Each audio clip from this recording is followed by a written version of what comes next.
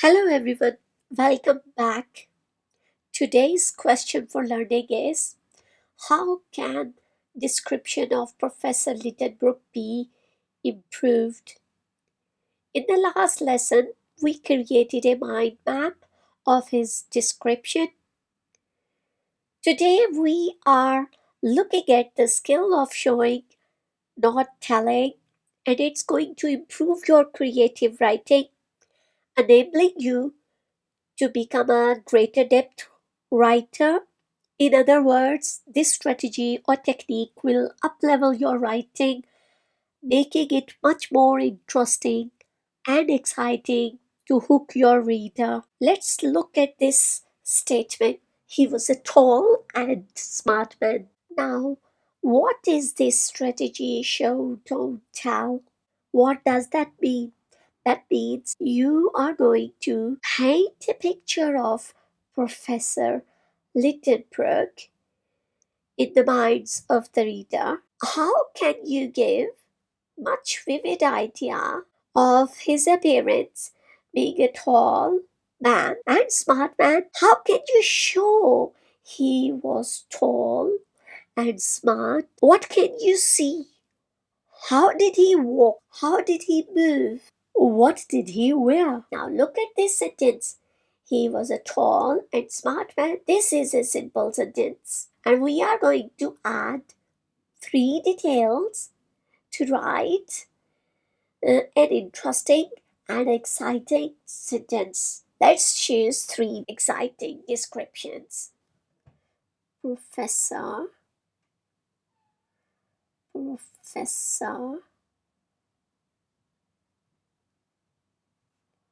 Liedenbrock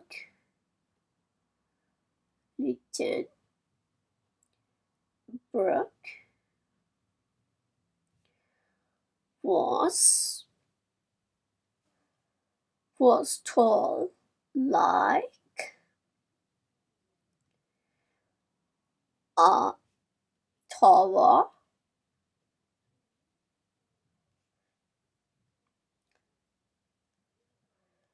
fluttered. This is a powerful verb here, fluttered his arms around like a floating seagull.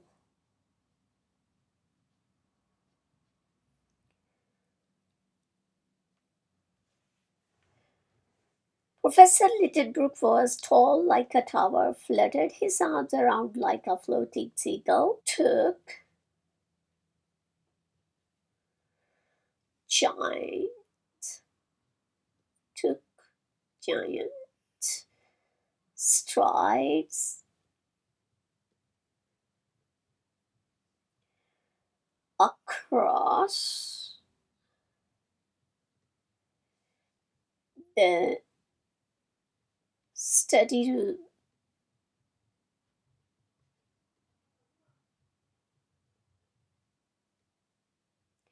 Now, in this sentence, we have added three details: that he was tall like a tower, he flirted his arms around like a floating seagull. This is our second simile. Took giant strides across the study room. Let's write another sentence, adding once again three details. Although, let's use a conjunction here. Although he seemed a gentle man clad in a brown suit, a brown suit. How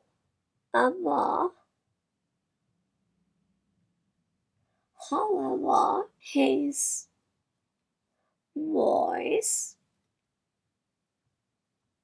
was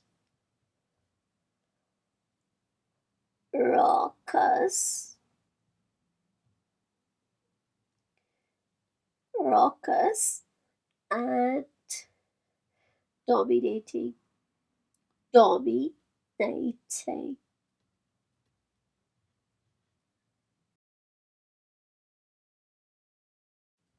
In this way, by using show don't tell strategy, you have created vivid pictures in the minds of the readers that uh, Professor Liedenbrock was tall like a tower. He fluttered his arms like a floating seagull. He took giant strides, as the text says, 3 feet long strides. He wore a brown suit, and his voice was raucous and dominating. These are brilliant, showing sentences, rather telling readers he was a tall and smart man. Now look at this simple sentence. He was an eccentric. It would be much more effective if you would describe how he was an eccentric. Why was he so uh, unusual? How do we know this? How can we show he was an eccentric man? How did he react towards others? How can we paint a picture of Professor Liedenbrock being an eccentric man? Let's add 3 details to describe how was he an eccentric. Despite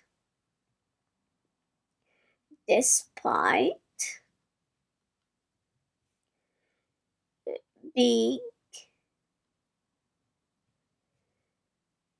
gifted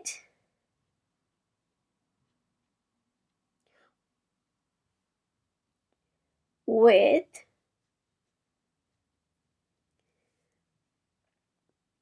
clear scientific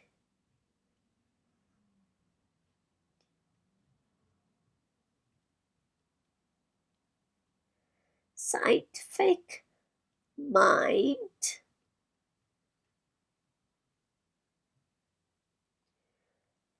he um,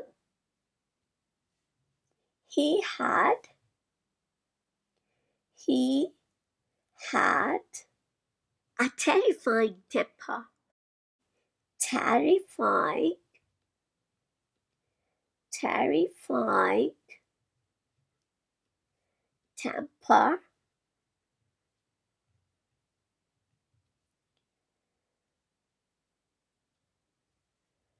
impatient nature, impatient nature,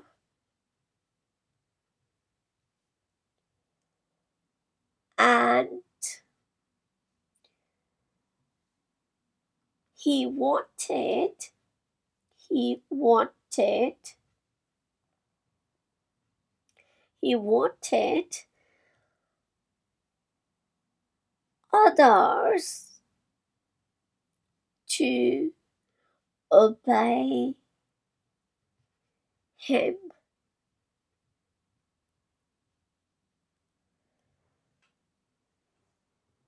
Now you can see you have created this vivid detail of his behavior, um, which has been described in the text. And this is much more interesting because this sentence, he was an eccentric, is very boring. Now you have added these details to make it much more uh, interesting. You have described how he was eccentric because he had obviously the clear scientific mind. He was fond of books, but on the other hand, he had terrifying temper. He was shrieking at Axel and Martha. Axel has narrated that he was not a bad man, but he had terrifying temper. He wanted to control others, so these all traits make him quite unusual person. Now let's look at the actions of Professor Liedenbrock. Here is a sentence. He shouted and became indignant. The question is, how did he exactly shout? What did he feel? How was he furious? How did he react?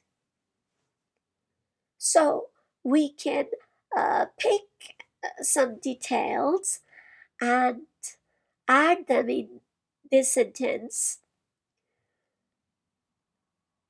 Let's choose an adverbial opener. In the afternoon,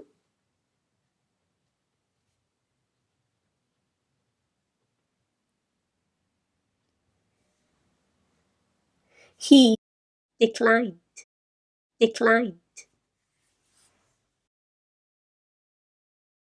to take his soup.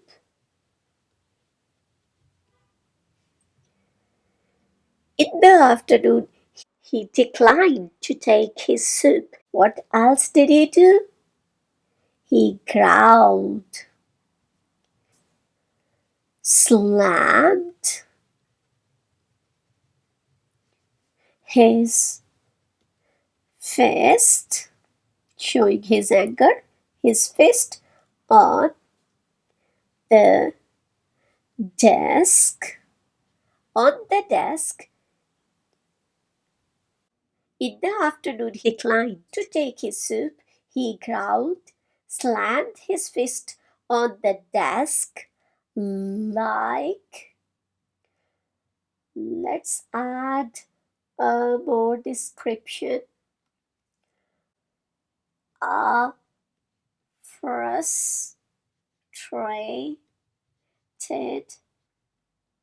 child. This is a simile. So we have included a simile. Now this is much more vivid detail. How did he behave? He slammed his fist and he was acting like a frustrated child. You have shown how did he shout? Like he growled and slammed his fist on the desk, and he was furious and he declined to take his soup. He he was angry like a frustrated child. I hope this makes sense to you. Thank you for watching this lesson. See you in the next lesson. Bye for now.